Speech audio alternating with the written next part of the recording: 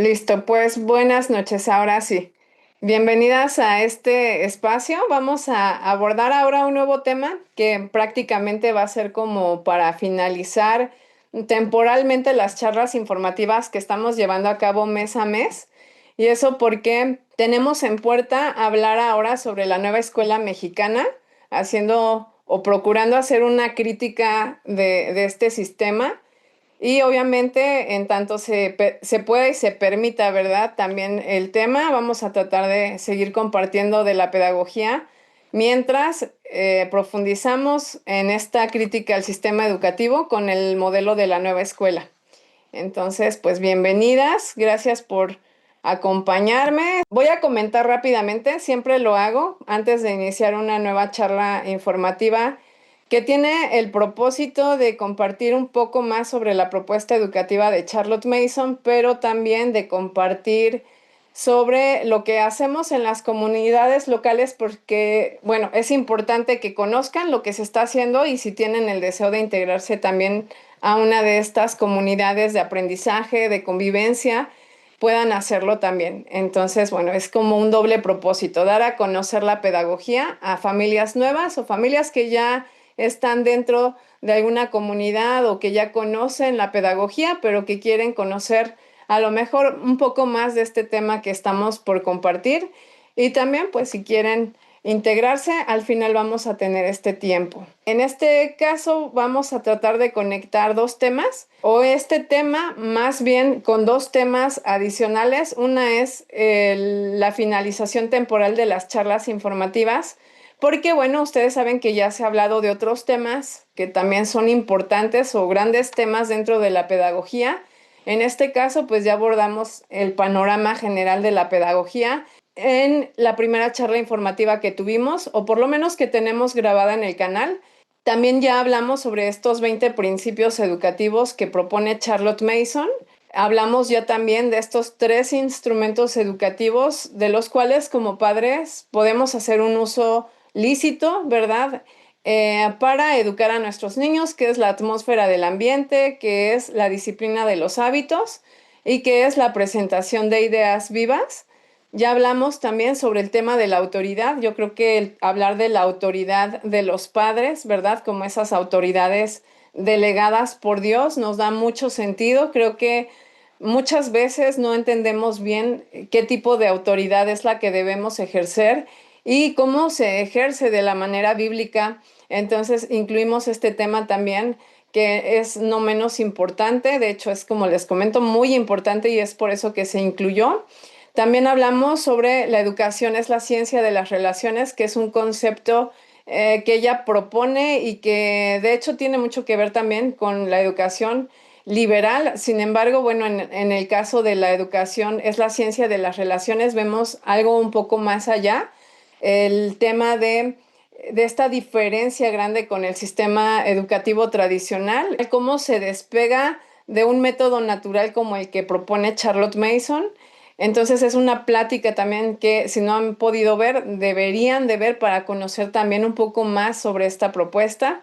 Y hablamos ya también sobre el preescolar durante los primeros años. Entonces este tema de preescolar me parece que ayuda mucho a las familias que justamente estamos tan escolarizadas mentalmente, ¿verdad? Que estamos tan adaptadas o habituadas a este sistema educativo y que de alguna manera queremos acelerar el proceso, ¿verdad?, de nuestros hijos.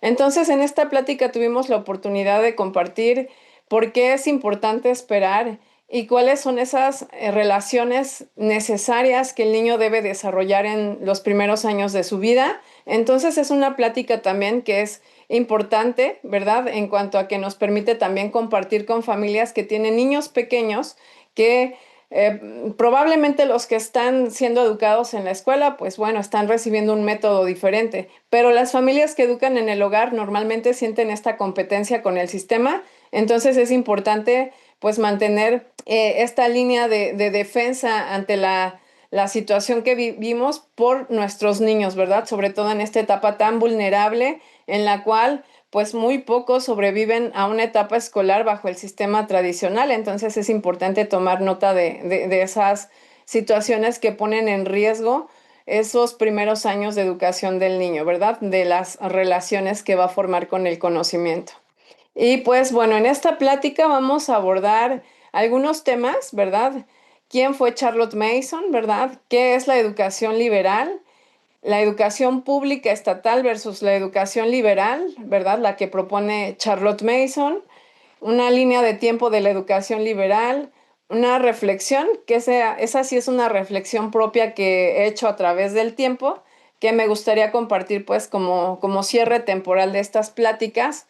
Vamos a hablar sobre las comunidades locales y vamos a dar un tiempo de preguntas y respuestas. Siempre inicio presentando a Charlotte Mason justamente con esta diapositiva porque muchas personas pues llegan a escuchar un poco de ella. Algunas no saben si es varón, si es mujer, de qué tiempo fue y cuál es la propuesta que nos hace, ¿verdad? ¿Cuál es como ese equipaje que la acompaña en cuanto a la experiencia que tuvo? Y bueno, ella es Charlotte Maria Shaw Mason, o fue, nació el 1 de enero de 1842 en Bangor, Gales del Norte. A los 18 años se trasladó a Londres en busca de conocimiento, donde comenzó su trayectoria en la enseñanza como institutriz. En 1886 publicó Home Education, sentando las bases de su filosofía educativa y fundando la Parents National Education Union en 1887. Además, estableció la Escuela de Revisión para Padres y la Casa de la Educación, promoviendo una educación centrada en el desarrollo integral del niño. Ella fallece el 16 de enero de 1923 en Ambleside, Cumbria, Reino Unido, dejando un legado perdurable, ¿verdad? Ese legado perdurable que ahora conocemos como esta obra magistral, esta obra educativa de 6 volúmenes y bastantes artículos, ¿verdad? También que forman parte de todo este trabajo colaborativo que realizó con algunos expertos en otros temas, ¿verdad? Fisiólogos, médicos, psiquiatras incluso. Su vida y obra son este faro de luz en el campo de la pedagogía, destacando su profundo respeto por la infancia y su comprensión del potencial de cada niño. Y justamente así es como vamos a iniciar con esta cita, ¿verdad? Que nos deja ver justamente lo último que comenté. Nos hemos acostumbrado desde hace mucho a ver a los niños como productos de su educación y su ambiente. Y fallamos en ver que desde el principio los niños son personas, ¿verdad? Ella lo dice en el volumen 6. Y bueno, esta cita es muy reveladora justamente porque este pensamiento educativo marca una diferencia con otras pedagogías, con otros métodos, con otros sistemas, ¿verdad? Porque si algo hemos podido ver es que el niño ya no forma parte de esta concepción divina, esa concepción divina que nace, ¿verdad? Evidentemente de lo que Dios nos dice en su palabra, sino que más bien se hace un uso utilitario incluso de la persona y por tanto, pues la educación también suele y tiende a ser utilitaria, ¿verdad? Prácticamente así es como lo vemos y como en esta plática nos va a quedar muchísimo más claro. Pues primeramente vamos a ver qué es la educación liberal y bueno, yo creo que cuando escuchamos esta palabra, ¿verdad? Asociamos también la educación clásica, ¿no? Decimos, ok, es un currículo clásico y de hecho por eso también es que llegan a, a decir que Charlotte Mason, ¿verdad? Es una propuesta de educación clásica. Sin embargo, bueno, vamos a hablar un poco más del concepto y a diferenciarlo. De hecho, lo vamos a diferenciar en la siguiente diapositiva. Pero ahorita, bueno, decir que la educación liberal es un modelo formativo que busca el desarrollo integral de la persona a través del estudio de las artes liberales, gramática, lógica, retórica, matemáticas, ciencias naturales, filosofía, historia, literatura, música y artes, ¿verdad? Todas estas disciplinas con el fin de formar ciudadanos libres. Ese es uno de los objetivos de la educación liberal y estos individuos capaces de pensar críticamente, razonar con claridad, expresarse con elocuencia y vivir con responsabilidad en la sociedad. Si se dan cuenta, es un propósito, un fin demasiado amplio, se llama liberal porque proviene del latín liberalis, propio de los hombres libres, en contraste con una educación meramente técnica o utilitaria que forma solo para oficios, ¿verdad? Ahorita vamos a hablar un poquito más de ello. Y bueno, dentro de estas características, digamos, o de estos elementos que componen esta educación liberal, pues vemos, por ejemplo, que se ocupa, ¿verdad?, de que los niños tengan una amplitud del conocimiento, ¿verdad? Que tengan acceso a múltiples disciplinas, no solamente a esas disciplinas prácticas, como las vamos a ver más adelante. También se preocupa por la formación del pensamiento crítico. Hablábamos de formar ciudadanos libres, ¿verdad? Es decir, desarrollar la capacidad de razonar, argumentar y discernir. Ese es otro de los propósitos de una educación liberal. El cultivo moral y estético, educar no solo la mente, sino también la virtud, la ética y la sensibilidad hacia la belleza. Eso es también otro de los propósitos. La ciudadanía responsable, eso visto desde una participación activa en la vida pública y en la búsqueda del bien común. Ese es el enfoque. Y algo que es muy importante y que tiene que ver con la cita con la que inicié es la dignidad humana, ¿verdad? La educación liberal reconoce al ser humano como una persona, no solo como un medio de producción. Y con esto podemos ver ya una gran diferencia que vamos incluso a resaltar también más adelante. Charlotte Mason nos dice, no necesito perder tiempo en tratar de convencerlos a ustedes, lectores, de algo que todos ya sabemos, que una educación liberal es, como la justicia, la religión, la libertad y el aire fresco, un derecho de nacimiento.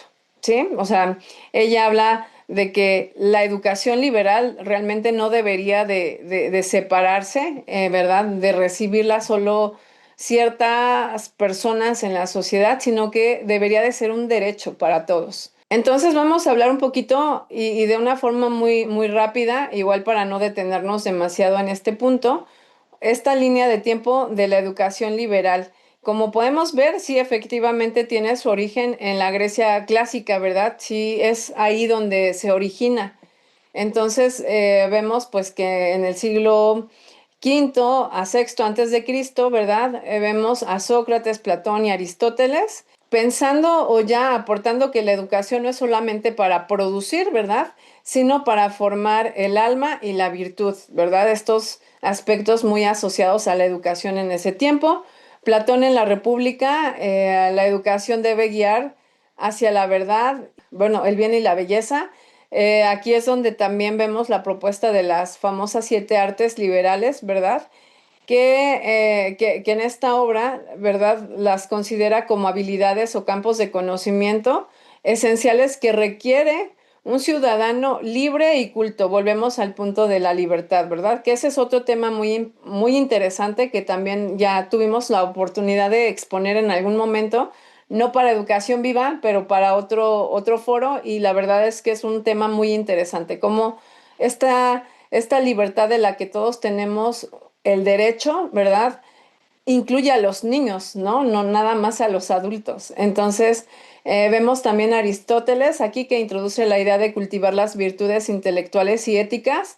Esto pasa en la Grecia clásica. Luego, bueno, ya sabemos que Roma, ¿verdad? También en ese contexto toma demasiado de Grecia, ¿verdad? Sobre todo, pues porque en Grecia se originó mucho del pensamiento filosófico y Roma se enfocó mucho a la polis y a otros asuntos, ¿verdad? Entonces vemos que Cicerón y Quintiliano consolidan también las siete artes liberales como base de la educación del ciudadano libre.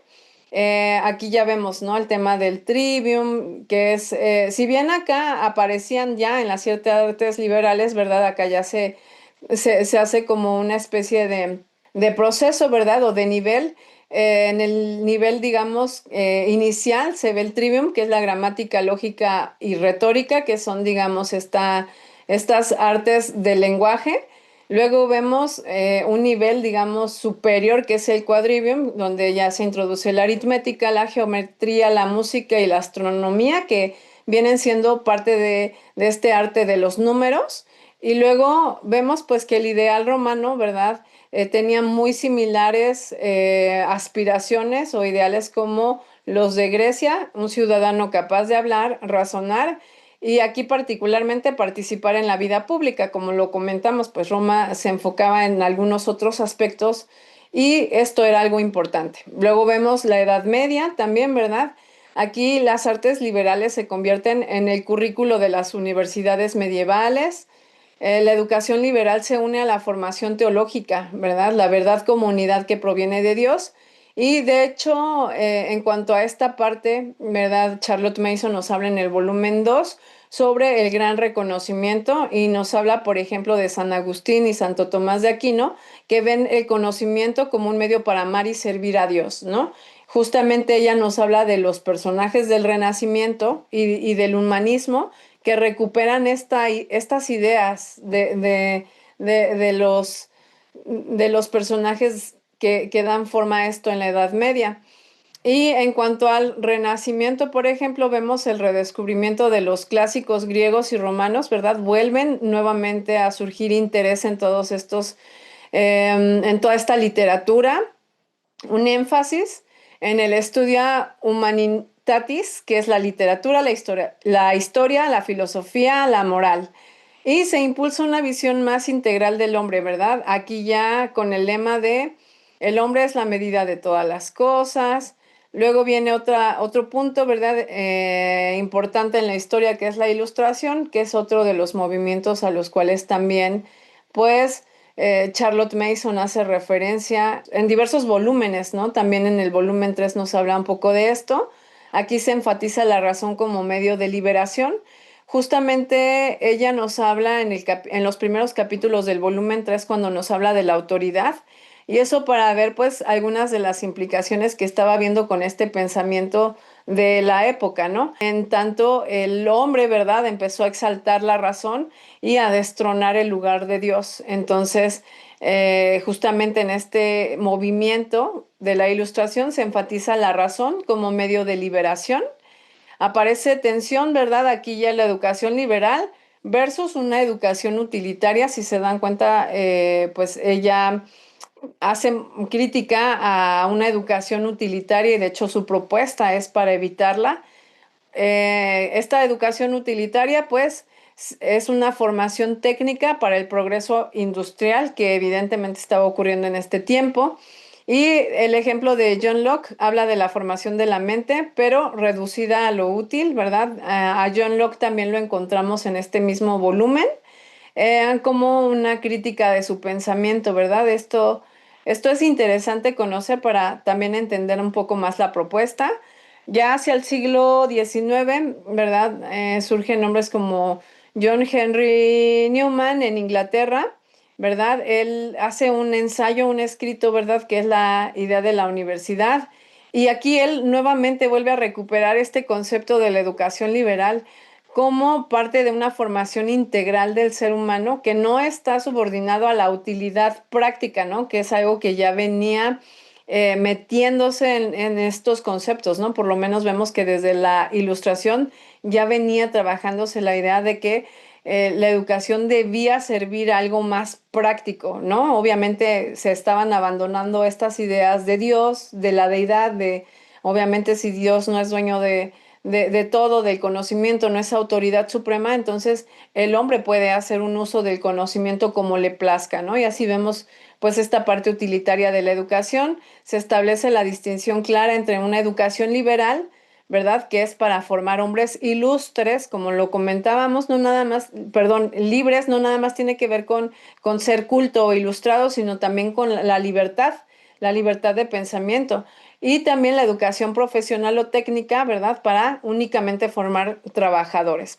Bueno, aquí en cuanto a ese siglo, hay una página que justamente se llama Literaturemini, que dice, para él, o sea, para Newman, la educación liberal es aquella que no produce nada tangible ni rentable, pero que en cierto sentido es invaluable, pues se mantiene a lo largo del tiempo gracias a su autosuficiencia y valor independiente, ¿verdad? Su valor es independiente de lo que produce tangiblemente, ¿verdad? ¿Por qué? Porque la parte del carácter, de las virtudes son algo que no se ven a simple vista, pero que sí se pueden ver a manera de frutos, ¿verdad? Entonces, eso era algo importante. Ya para el siglo XX, el concepto se reinterpreta en universidades occidentales como formación en humanidades y pensamiento crítico, ¿verdad? Ya no se habla como tal de una educación liberal, pero siguiendo el mismo patrón, la misma línea de la educación liberal, se le cambia un poco el nombre en formación en humanidades, pensamiento crítico. Y bueno, esto en contraste con sistemas estatales como en México, por ejemplo, donde se prioriza una educación estandarizada y mínima, ¿no? Entonces, ese es un punto importante. Y bueno, cuando hablamos entonces aquí del sistema estatal en México, por ejemplo, ¿verdad? Vemos que a lo largo de este siglo, del siglo XX que estamos refiriendo, la educación pública en México se caracterizó por una fuerte centralización y estandarización, ¿verdad? Esta estandarización obviamente viene a darle forma a la educación. Tras la Constitución de 1917, el control educativo pasó al gobierno federal, lo que se consolidó con los libros de texto gratuitos de 1959 que unificaron los contenidos para todo el país, ¿verdad? Esto vino a traer justamente a una complicación para mantener una educación liberal, ¿verdad? Que ciertamente y como tal no se llevaba a cabo de esta manera en México. Sin embargo, hasta ese entonces la educación todavía no se presentaba como utilitaria, ¿no? No en un énfasis tan marcado. Aunque en los años 70 se amplió la cobertura con secundarias generales y técnicas, el sistema mantuvo un enfoque utilitario y técnico, orientado a formar mano de obra calificada, más que a desarrollar una formación integral. Si bien la expansión fue amplia, diversos análisis ofrecieron cambios más cuantitativos que de fondo, generando un sistema homogéneo, masivo y poco flexible. Esa es la realidad, ¿no? De lo que pasó con el sistema educativo. Y bueno, esto en el siglo XX, ya para el siglo XXI, ¿verdad? Nuestro siglo, este debate continúa, sigue. Queremos una educación para la productividad, ¿verdad? Que es justamente hacia donde apuntan los sistemas educativos, por lo menos estatales, o una educación para la libertad. Y bueno, la educación liberal sigue vigente, sí, a través de propuestas como esta, ¿no? La de Charlotte Mason, como las propuestas de algunos otros personajes que han querido traer la educación clásica, que bueno, sería un tanto difícil, ¿verdad? Mantener una educación clásica como la que se llevaba, pero por lo menos apegarse a una educación que tiene, ¿verdad? Este componente de las siete artes liberales, pero que además amplía su horizonte a otras disciplinas, ¿no? Ya sería muy insuficiente, habiendo tanto avance tecnológico en materia de conocimiento científico y todo, pues quedarnos estancados en la parte de solamente lo que se produjo en ese tiempo. Entonces, en esa amplitud, pues también vemos que surgen movimientos, ¿no? Como la educación clásica, e incluso universidades que aún defienden el estudio de las humanidades y las artes liberales, ¿no? Las hay, no son las más, de hecho, son muy pocos, es muy poco todavía lo que se mantiene en cuanto a este movimiento de la educación liberal. Pero vamos a ver rápidamente este contraste de lo que pasa aquí en México, digamos, bajo esta educación pública que ofrece el Estado, versus la educación liberal que ofrece la propuesta educativa que nos hace Charlotte Mason. Aquí algunos puntos, ¿no? Básicamente vemos que en cuanto a fundamento, el modelo, eso lo tenemos todos muy como presente, porque si no es que fuimos a la escuela todos, por lo menos tenemos un referente de lo que es la educación, porque la misma escuela, la misma institucionalización nos ha hecho ver de qué manera es, ¿verdad? De no ser así, pues sería muy fácil educar en el hogar y empezar un proyecto propio en el hogar, ¿verdad? Contemplando las verdaderas necesidades de nuestros hijos, contemplando, sí, algunas directrices, ¿verdad? Educativas que tenga que ver con el pensamiento educativo que ya se puede estudiar, ¿verdad? A través de diversas fuentes, pero no, ¿verdad? Seguimos todavía o cuando asumimos la educación en el hogar de nuestros hijos, pues seguimos replicando mucho de esto en casa, ¿no? Entonces, puse estos puntos como para tratar de, primero, identificar cómo es que funciona la educación pública estatal en nuestro país, en México, bueno, las personas que sean de México, y que es, como les comento, muy similar en todos los países. Y también, pues, obviamente, con esto en mente de la educación liberal y qué es, también conocer, pues, la propuesta que nos hace Charlotte Mason. En cuanto al fundamento, el modelo es estandarizado, lo sabemos, ¿no? Obviamente aquí se trata de acaparar, ¿no? Prácticamente todo, de ofrecer una educación pública para la mayoría de las personas, porque además de todo, la educación debe ser obligatoria, ¿verdad? Entonces, pues el Estado se ha encargado de hacer extensivo esto y pues la única forma de hacer extensivo un modelo, ¿verdad? De este tamaño, de esta magnitud, es estandarizándolo. Entonces, este modelo, además, pues es controlado por el Estado a través de programas oficiales que responden a intereses políticos y económicos. Esto es algo muy claro, ¿no? Estos programas no responden a los intereses de las personas, a las necesidades de las personas. Es más, hubo un momento en la historia en el que los intereses eran producto, ¿verdad?, de reales necesidades de la misma comunidad, ¿verdad? Cuando la misma comunidad contrataba a sus propios maestros para que ellos fueran los que educaran a los niños.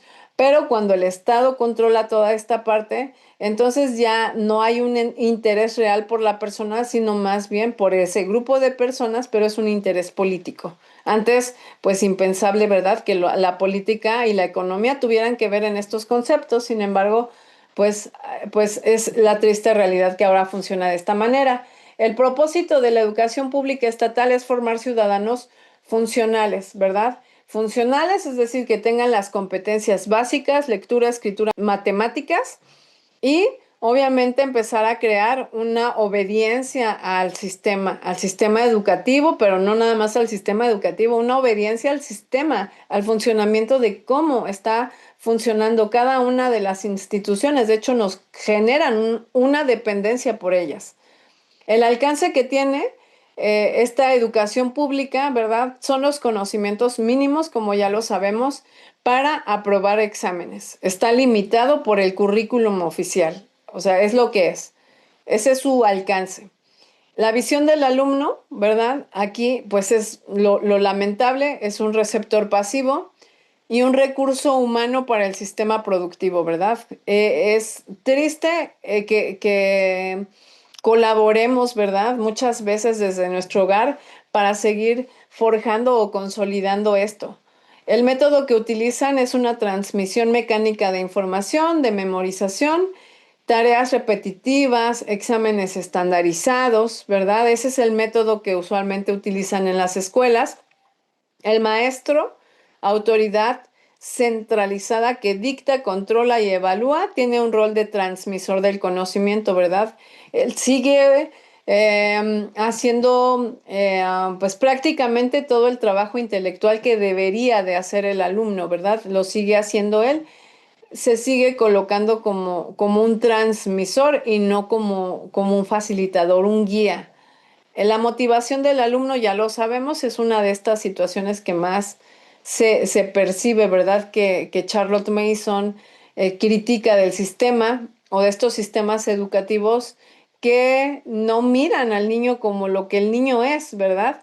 Estas motivaciones las conocemos, son estas recompensas externas como calificaciones, diplomas, becas y obviamente también el miedo al fracaso, ¿verdad? Nadie quiere salir mal, todos queremos aprobar, ¿verdad? Entonces, todo esto es lo que motiva al alumno para aprender. El resultado, pues lo sabemos, lo deducimos basado en todo esto, jóvenes con información parcial, ¿verdad? ¿Por qué? Pues porque están recibiendo conocimientos mínimos, a menudo desmotivados, ¿verdad? ¿Por qué? Porque si mi recompensa es una calificación y yo para qué quiero una calificación, mejor me salgo de la escuela, ¿no? O sea, si todo va en función de lo que voy a recibir, si no estoy en ese entorno, no me voy a sentir mal porque no lo recibo, ¿verdad? Hago mi vida afuera.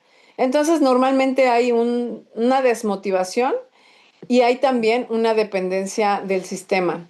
En cuanto a la espiritualidad, ¿verdad? En teoría hay una neutralidad, digo en teoría porque sabemos que la espiritualidad del hombre es inherente al hombre, ¿verdad? Y o busca en el lugar correcto a Dios y o va a buscar sustitutos en el mundo, ¿verdad? Va a buscar falsas religiones, va a buscar falsas relaciones también, ¿verdad? Va a buscar y va a encontrar fuera de la verdad lo que necesita. Entonces, algo que vemos es que aunque se dice que es neutra, no, o que hay cierta neutralidad, ¿verdad? Que hay neutralidad, lo real es que no hay neutralidad.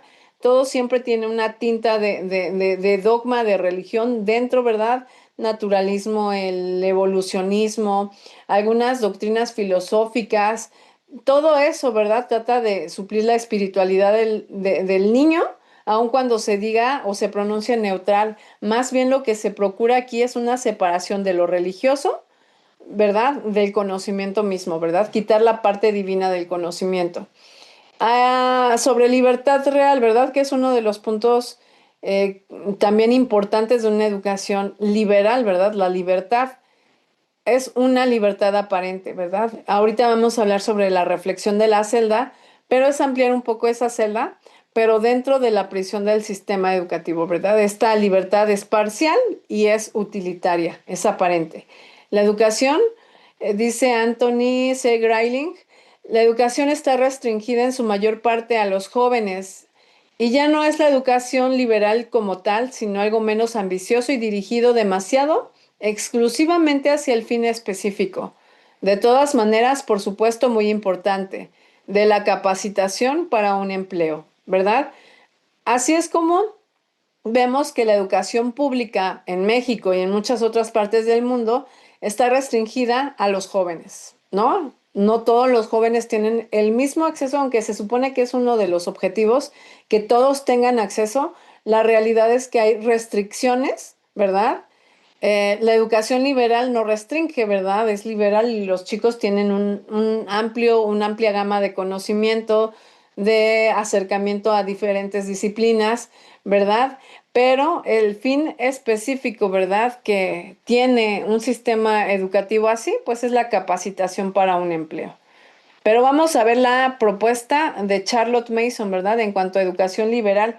Básicamente es en el volumen 6 donde ella nos habla de la educación liberal que propone para las escuelas primarias y para las escuelas secundarias. Dentro de este volumen lo que ella nos muestra es la importancia de dejar que esta educación liberal realmente no sea para unos pocos, para una élite pequeña, sino que la educación liberal sea para todos, por cuanto todos tenemos la capacidad, los intereses, esta disposición al aprendizaje, ¿verdad? Entre más disciplinas conectemos en nuestra vida, mayor va a ser la actividad que tengamos, ¿verdad? A nivel mental, las relaciones, la construcción del carácter. Entonces, haciendo como un poco el contraste con lo que tenemos en una educación pública estatal, con lo que nos ofrece esta propuesta educativa, que como les comento, mayormente está reflejada en el volumen 6.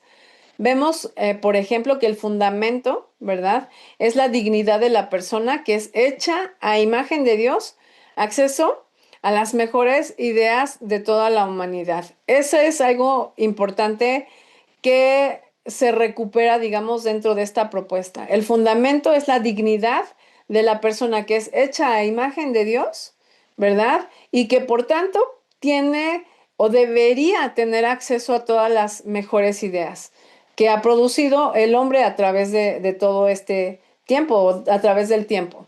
El propósito es formar personas libres, capaces de pensar, discernir y vivir responsablemente bajo principios eternos. Ese es nuestro propósito, ¿verdad? Volvemos al punto de que los hombres tenemos ya de por sí, por ser hombres, por nacer personas, muchos derechos, ¿verdad? Muchos derechos intrínsecos a nuestra constitución humana y uno de ellos es la libertad, ¿no? La libertad, háblese en muchos sentidos, pero incluso la libertad de pensamiento, ¿verdad? No podemos imponer un pensamiento sin dar, pues, el alimento que va a nutrir la conciencia, que va a nutrir ese mismo pensamiento.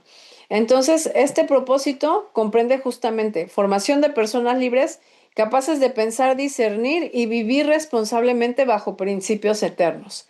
El alcance, a diferencia de la educación pública, ¿verdad? Es más amplio y es variado, ¿verdad? No es un conocimiento mínimo, sino es un conocimiento generoso, amplio, variado en todas estas disciplinas, ¿verdad? Y hasta más. Literatura, historia, ciencias, arte, música, naturaleza, fe y moral. Obviamente hay otras que se derivan de estas, pero es un banquete amplio. La visión que se tiene del alumno es considerado como una persona completa, cuerpo, mente y espíritu, ¿verdad? Con derecho a un banquete intelectual. Esta persona no es nada más cerebro, no es nada más la mente, ¿verdad? Para llenarle de conocimiento, es una persona completa. Entonces, cada área que constituye nuestra persona, ¿verdad? Debe recibir su propio alimento. Los métodos, a diferencia del sistema tradicional, ¿verdad? Como lo veíamos acá, que transmite la información de una manera mecánica, apelando a la memorización, tareas repetitivas, exámenes. Aquí se vive de una manera mucho más orgánica, más natural, considerando a la persona, ¿verdad? Entonces vemos la narración, la observación directa, la lectura de libros vivos, el cultivo de hábitos, la relación personal con el conocimiento, ¿verdad? Y ahí podemos seguir aumentando la lista, pero básicamente vemos que en el método que se propone esto es como lo central. El maestro, ¿verdad? Acá, pues prácticamente usurpa la función del niño, ¿verdad? Porque el niño tiene la capacidad de aprender, tiene el cerebro, ¿verdad? Que tiene esta función tan importante para el aprendizaje, pero el maestro en el sistema tradicional quiere hacer toda la labor intelectual, hacer, como diría ella, lucir su profesión. Sin embargo, aquel maestro es más una guía, un facilitador, ¿verdad? Obviamente de experiencias, de recursos, de banquete y un acompañante que prepara este banquete de ideas y confía en el Espíritu Santo como maestro interior, ¿verdad? Es así como ella lo percibe, como un maestro interior del niño. La motivación del alumno, amor al conocimiento, curiosidad natural, gozo de descubrir la verdad y la belleza.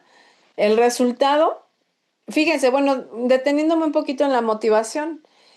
Acá las motivaciones todas son extrínsecas, ¿verdad? Todas provienen de fuera, son recompensas externas que desvían el verdadero deseo de conocimiento del niño. Acá no lo desvía, lo promueve, lo facilita, lo fomenta. El amor al conocimiento, la curiosidad natural, el gozo de descubrir la verdad y la belleza. El resultado entonces va a ser diametralmente opuesto, ¿verdad? Acá jóvenes con información parcial, a menudo desmotivados, dependientes del sistema. Acá vamos a encontrar que una educación liberal va a permitir al niño tener este pensamiento crítico, ese carácter, ¿verdad? No nada más se necesita un pensamiento adecuado, de hecho el pensamiento impacta en el carácter, una sensibilidad espiritual y cultural, ¿verdad? También, y ciudadanos libres que dignifican la sociedad, ¿verdad? No se quedan cruzados de manos, no viven de una manera egoísta, sino que en el resultado hay algo que es muy bueno y que haría mucha falta en nuestros días, es que procuran, ¿verdad?, aportar a la sociedad. En cuanto a la espiritualidad, claramente vemos que esta propuesta particular de Charlotte Mason, hablando ahora sí de la educación liberal que ella propone, ¿no? Es una integración de todo, ¿no? Lo verdadero, lo bueno, lo bello, ¿verdad? Que viene de Dios. Esto lo encontramos en Filipenses 4, 8, 9. No hay conocimiento secular ajeno a lo divino, ¿verdad? Ella nos dice que todo conocimiento, obviamente todo el conocimiento bueno, todo el conocimiento que cumple con todas estas características, verdadero, bello, es divino, ¿verdad? Entonces, a diferencia de acá, ¿verdad? En el que vemos que este tipo de educación pública que ofrece el Estado separa lo religioso del conocimiento, acá vemos que justamente no hay una separación, todo, ¿verdad? Proviene de Dios. No hay cosas seculares que sean ajenas a Dios. Todo proviene de Él. La libertad real acá, ¿cómo se experimenta? Pues claro, es una libertad digna, ¿verdad? Aquí pongo ya algunas palabras que tienen que ver con la reflexión a la que ya me estoy acercando, que es una libertad digna. Es decir, hay un acceso a la llave que apunta a Cristo, que es la verdadera fuente de la libertad, ¿verdad? Aquí hablamos de una libertad, pero vamos entonces, bueno, voy a leer esta cita y vamos a la reflexión. La muestra inusual de interés de nuestros estudiantes en su trabajo, su capacidad de concentración, su vasto y amplio conocimiento en temas históricos, literarios y científicos, ha llamado la atención y la opinión del público en general, que opina que estos niños son hijos de padres educados y cultos. Ha sido inútil hasta ahora que insistiéramos en que no es la educación en los hogares de las familias privilegiadas la que produce estos resultados educativos notables, pero parece que por fin el camino se está abriendo para permitirnos demostrar que la capacidad que estos niños muestran es común a todos los niños. Por fin hay esperanza de que los hijos de padres de clase trabajadora puedan ser conducidos al amplio mar de una educación liberal, ¿verdad?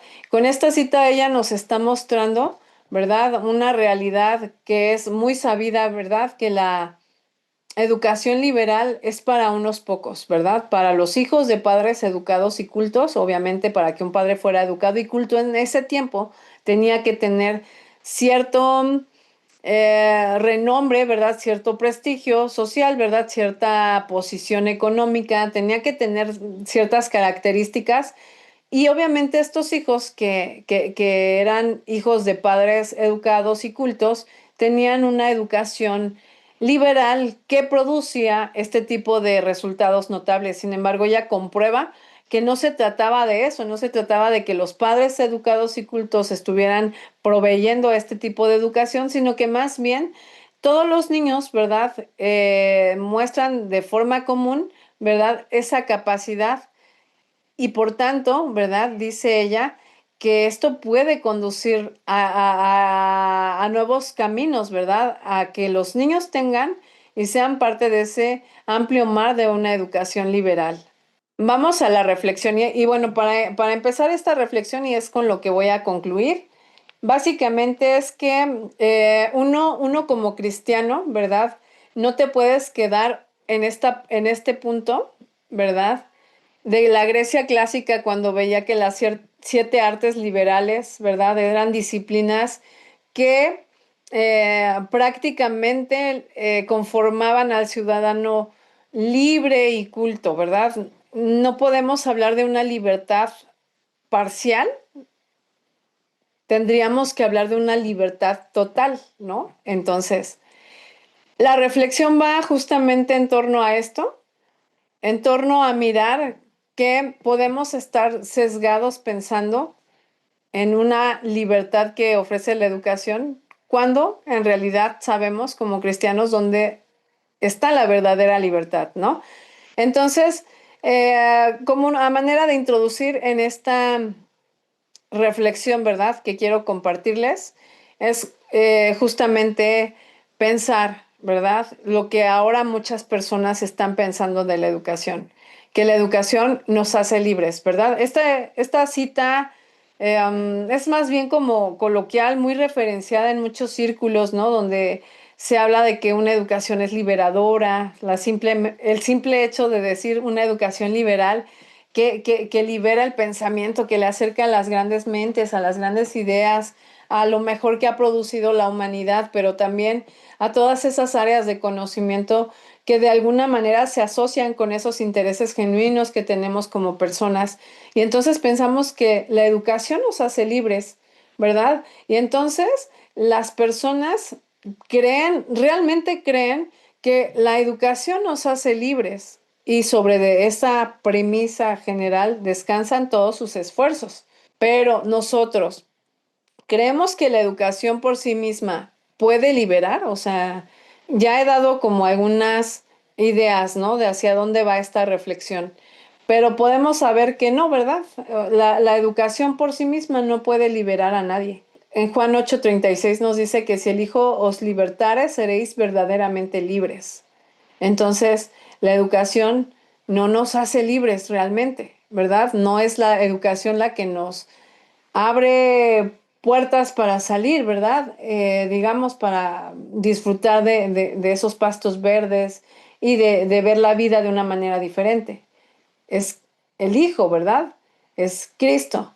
Entonces, vamos a mirar que si no es a través de la educación, pues cómo es que se ha percibido realmente que la educación te da esta libertad o esta falsa libertad, ¿no? Ya lo comentaba, la educación pública nació para darle acceso a la misma educación a todas las personas, ¿no?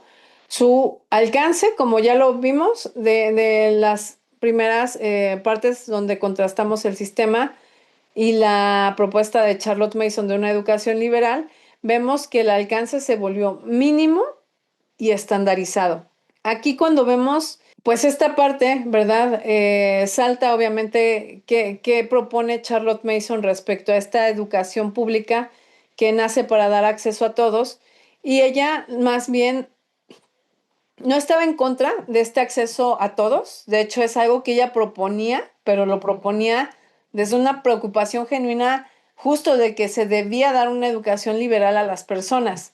Lo que Charlotte Mason denuncia aquí es que la educación fue reducida a lo mínimo, ya lo vimos, ¿no? Esa educación reducida a lo mínimo apenas mantiene al niño funcionando, ¿verdad? No viviendo plenamente. Es decir, se reduce tanto que básicamente lo que les importa o esas habilidades que les interesa trabajar son esas habilidades que de alguna manera le van a servir al sistema productivo. Leer, escribir y las cuentas, ¿no? Ese es prácticamente la preocupación. Ahora, cuando vemos esta celda pequeña, ¿verdad? Que vendría siendo, digamos, que en términos de libertad pudiéramos ver que una persona libre pues vive fuera, ¿no? Nosotros somos libres, ¿verdad? Estamos expuestos a todas las relaciones que pueden formar afuera, en nuestra casa, podemos salir a la calle, podemos ir al súper, podemos estar dentro de nuestro hogar, hablar con quien sea, ¿verdad? No tenemos esta restricción, ¿verdad? Y cuando nosotros pensamos que la educación va a hacer esto, hacernos libres, entonces le estamos confiriendo a la educación pues un lugar tan importante. Lo que no hemos visto que si podemos contrastar en este sentido la verdadera libertad, vemos que pues el hombre no es libre por una educación y que más bien una educación, si lo podemos llamar así, pública o que parte de lo que ofrece el sistema educativo del Estado, ¿verdad? Nos ofrece en realidad una celda muy pequeña. Así es como podemos ver la educación pública que recibimos, ¿no?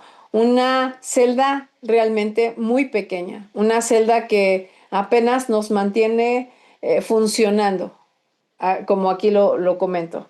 Enseña lo básico, pero nos limita los horizontes. Ya decíamos que una educación, por ejemplo, la educación clásica, ¿verdad? De los griegos, ¿verdad? Tenía estas 7 artes liberales posterior y ya vemos cuando se va avanzando, ¿verdad? El camino en esto, pues se empieza a integrar, ¿verdad? Más disciplinas ese horizonte, pero en la educación pública ese horizonte, ¿verdad? Está limitado. ¿Cómo lo limita? Pues reprime la curiosidad del niño, uniformando a prácticamente todos, ¿verdad? Es así como lo podemos ver como a un nivel muy analógico, ¿no? Ahora, respecto a esto, hay muchas personas que creen que eso es educación, ¿verdad? Que lo que ofrece el Estado es la educación de los niños, pero no estamos conformándonos con sobrevivir cuando vivimos de esta manera en una celda reducida, creyendo que eso es suficiente, ¿verdad? Muchos piensan, ¿verdad? No, es que la educación te hace libre, entonces hagamos más niveles educativos, ¿verdad? Completemos todo, es más, tengamos maestrías, tengamos doctorados, tengamos todo, ¿no? Sin embargo, la pregunta realmente es profunda. ¿No estamos conformándonos solamente con sobrevivir en esa pequeña celda reducida y pensar que eso es suficiente? Es más, que eso es lo más que podemos aspirar. Mas, sin embargo, Charlotte Mason nos habla de una educación liberal, que vendría siendo, ella lo dice, una habitación más amplia, más grande, una celda más grande, tal cual, ¿verdad? Entonces ya no estamos en esta educación pública, en una celda pequeña, ¿verdad? Ahora la celda se amplía, ¿verdad? En este sentido, en la celda más amplia, pues Charlotte Mason propuso que en realidad todos los niños merecen esta educación amplia, no solamente las personas de élite, no solamente los privilegiados en su estatus social, económico. La cultura ciertamente ensancha esa celda, ¿verdad? O sea, ser cultos, digamos, va a permitirnos ver esta celda de una manera o de una forma más amplia, pero no va a romper esos barrotes, ¿verdad? Vemos los libros vivos, el arte, la historia, la naturaleza, todo eso va ampliando la habitación, va haciendo más grande la celda. De alguna manera podemos sentirnos tentados a pensar que una persona que tiene una educación liberal ha conseguido la libertad, ¿no? Y de alguna manera también, pues, eh, nos sentimos conformes o satisfechos. De alguna manera nos podemos sentir incluso mejor que los que están en esta pequeña celda. Pero, bueno, pese a que la educación liberal nos abre las puertas y nos muestra la belleza, vean, viendo esta analogía de la celda como si en una celda pequeña, ¿verdad? Apenas contiene unas pocas cosas, en una celda amplia, ¿verdad? Probablemente hay ventanas, ¿verdad? Que te llevan a ver el exterior y dices, wow, ya, o sea, me creo que ya estoy en un mejor lugar, tengo la vista hacia donde quiero ver, ¿no? Se ve todo y luce mucho mejor, ¿verdad? Digamos que esa educación liberal nos amplía, nos abre esas ventanas y nos muestra la belleza que hay fuera. Así es como, de alguna manera, esa es una reflexión personal, ¿no? Obviamente, considerando lo que la palabra nos habla sobre la verdadera libertad. Una educación liberal nos va a dignificar, ¿cierto? Porque ya les comentaba, la educación liberal nos ve como personas, ¿no? No, la educación liberal se ocupa de nutrir todas las áreas, ¿verdad?, que necesita la persona para crecer de una manera sana, libre, pensante, ¿verdad? Y esto, como lo comentamos, porque reconoce al niño como persona, pero esto sigue siendo una habitación cerrada. Los barrotes siguen ahí. O sea, no importa cuán amplia sea esa habitación, ¿verdad? De alguna manera ahí están los barrotes puestos ahí, a lo mejor nos permiten ver hacia afuera, pero sabemos que estamos ahí. De alguna manera, ¿verdad? La educación integral cristocéntrica, ¿verdad? Porque estamos viendo que, ok, la educación pública es una celda estrecha, la educación liberal amplía esta celda, nos da cierta ilusión de libertad porque podemos ver hacia afuera, pero solamente una educación integral cristocéntrica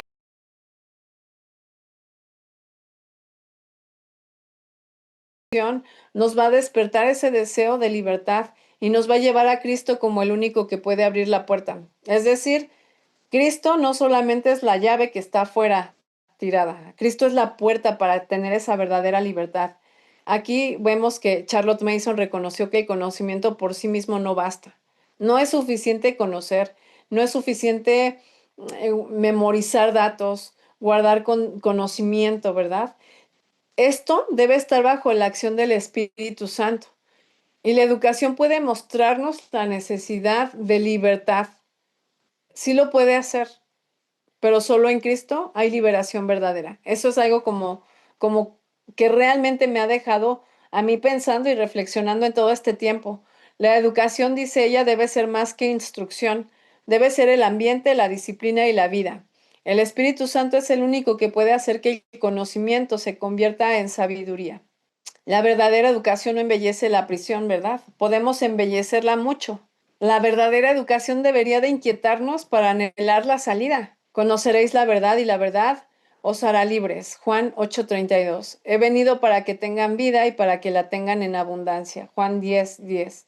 Entonces, no es suficiente una habitación amplia que podemos darle a nuestros hijos, ¿verdad? Eso lo hace una educación liberal y pueden haber muchas personas sintiéndose realmente más capaces, más pensantes, más libres porque han recibido una educación liberal, pero en ausencia de una educación integral cristocéntrica, solo embellecieron esa prisión. Pero Cristo nos hace anhelar esa salida. Pensemos, ¿estamos embelleciendo la celda de nuestros hijos, conformándonos con lo mínimo? ¿Estamos ampliando esa habitación con una educación liberal, pero olvidando mostrarles la llave? ¿Estamos como padres equipándolos para que reconozcan a Cristo como la verdadera libertad? La educación debería mantenernos cerca de la verdad para que la deseemos, mostrarnos la prisión para anhelar la libertad y llevarnos a aquel que tiene la llave en sus manos. Podemos vivir pegados a la puerta, ¿verdad? Muchas veces. Por si un día en algún momento se nos concede libertad, creo que es el mejor lugar en donde deberíamos de estar, en dado caso. Finalmente sabemos que Cristo ya se ha presentado como la puerta. Lo vemos en Juan 10:9. Y no solo es esa llave allá afuera tirada, ¿verdad? Que deseamos alcanzar así como en las películas, ¿verdad? Cuando está el prisionero dentro de la celda y deja el guardia las llaves pegadas y estás tratando de alcanzarlas y no puedes, ¿verdad? Y estás tratando, o ellos, ¿no? Están tratando de alcanzarla por todos los medios, pero no logran alcanzarlas. El Señor es la puerta y el Señor nos abre. Él es tanto la puerta como la llave, es la salida. Entonces, no nos conformemos con una educación que limite o solo ensanche la celda. Busquemos una educación que exalte a Cristo y abra el camino a la verdadera libertad. Eso es como algo por lo que deberíamos de trabajar.